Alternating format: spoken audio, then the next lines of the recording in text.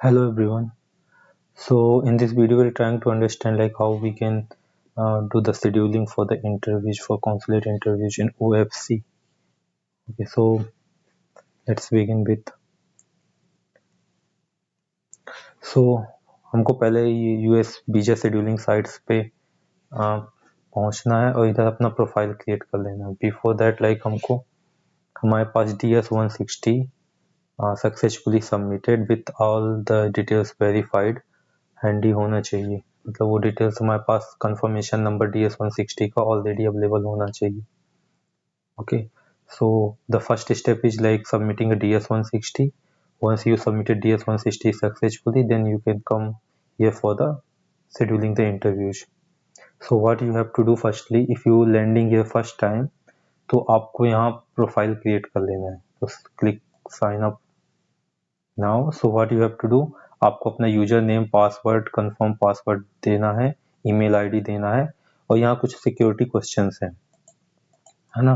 So based on your convenience आपको वो security questions के आंसर लिख लेंगे. Okay, so these questions are required every time when you trying to log in into this portal. Okay, so you can give any username, you can give your password as per your convenience, and the email ID that is important for you for the tracking and confirmation everything. So the email ID आप यहाँ दे देंगे, आपका profile create हो जाएगा. Then आपको क्या करना है, आपको फिर इसमें लॉगिन करना है ना. तो जैसे ही आप इस पर लॉगिन करेंगे तो ये आपसे जब आप क्रिएट एप्लीकेशन करेंगे तो आपसे आपका DS-160 फॉर्म नंबर मांगेगा. तो आप अपना DS-160 का फॉर्म नंबर इसमें दे दीजिए और कंटिन्यू कर दीजिए. उसके बाद फिर ये जो पिटिशन आपने डाला होगा वो आपका इंडिविजुअल भी हो सकता है, आपका कंपनी का भी हो सकता है. तो आप वो पिटिशन का डिटेल डाल दीजिए, petition number, who is petitioner name and जो भी वो डिटेल्स मांगता है, issuing date and completion date, तो वो डिटेल्स आप डाल दीजिए और कंटिन्यू करेंगे तो पेमेंट कंफर्मेशन का पेज आएगा. मैं दिखाता हूँ इसके बाद. तो उस कंफर्मेशन पेज पे आप जाके 17,000 का पेमेंट रहता है, वो आप पेमेंट कर दीजिए, $200 समथिंग का. तो वो पेमेंट करने के बाद you would have like window available for like scheduling the interviews. तो आपको किसी भी मतलब यूएस के लिए, आपको यूएस वीजा के लिए 2 इंटरव्यू शेड्यूल होते हैं. पहले दिन आपका बायोमेट्रिक होता है, फिर आपका नेक्स्ट इंटरव्यू होता है consulate interview.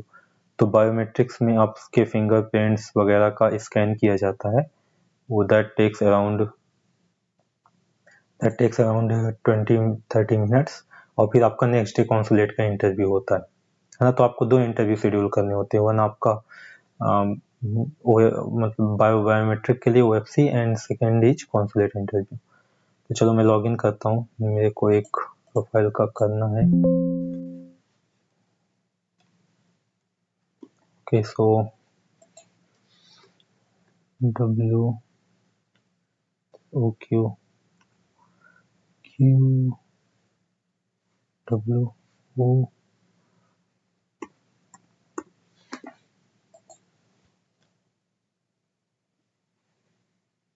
Okay, it's not the O, it's Q.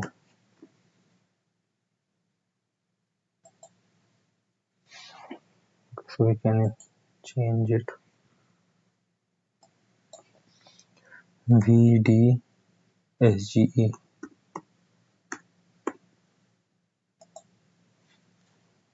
Okay, so जैसे हमने लॉगिन किया सक्सेसफुली, तो हमने जो क्वेश्चन सेटअप किए थे साइन अप के टाइम, उन्हीं में से एक हम 3 क्वेश्चन सेटअप करते हैं, तो 2 का वो हमसे कंफर्मेशन मांगता है, means what is the correct answer for this. तो हम इसका करेक्ट आंसर देते हैं ना, उसके बाद वो हमको आगे जाने देता है.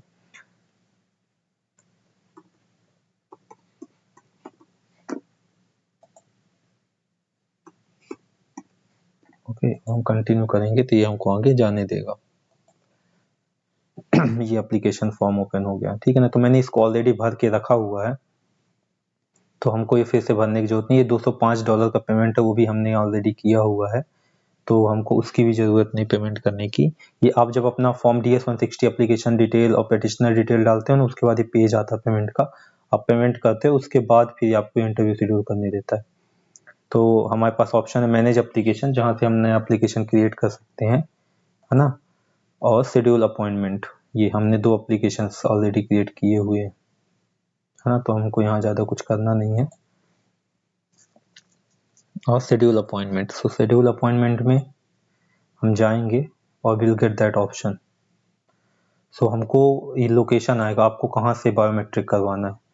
तो मेरा पहला लोकेशन प्रिफर्ड हैदराबाद है, तो लेट्स सी फॉर हैदराबाद। तो 13th का डेट ओनली अवेलेबल है, प्रॉब्लम में हमारे पास 13th का डेट अवेलेबल, और उसके बाद इधर भी 30 जून का, मीन्स 3 मंथ में हमारे पास 2 ही डेट अवेलेबल। इसके सिलेक्शन के बाद तुरंत हमको कॉन्सुलेट इंटरव्यू का सिलेक्शन आएगा, वो भी मैं दिखाता हूँ। तो मैं देखता हूँ चेन्नई का, चेन्नई में हमको 12 और 13 अवेलेबल है, 13 अवेलेबल है। तो मैं एक बार 13 का देखता हूँ, इसके बाद अवेलेबल होता है क्या। 13 को हम सेलेक्ट कर लेते हैं चेन्नई में 10:30 बजे का, ठीक है ना। तो 10:30 में 12 बजे का कर लेते हैं।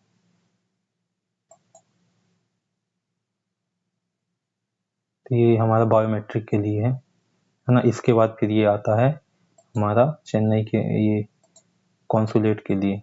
तो अब हम चेन्नई में कॉन्सुलेट का देखेंगे, हमको डेट कॉन्जिक्यूटिव मिलता है क्या, बट ये बता रहा नो स्लॉट्स अवेलेबल।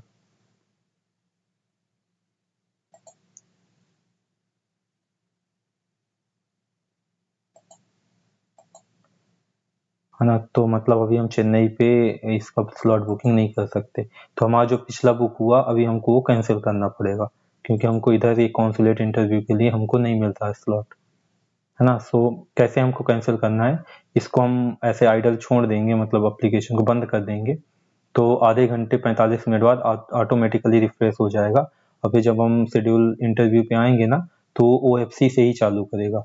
अदरवाइज अगर हम अभी पीछे जाएं और शेड्यूल इंटरव्यू करें ना, तो यहीं आएगा कॉन्सुलेट पे ही। मैं फिर करके दिखा देता हूँ, ये देखो कॉन्सुलेट इंटरव्यू पे ही आ रहा है सीधे वो, है ना।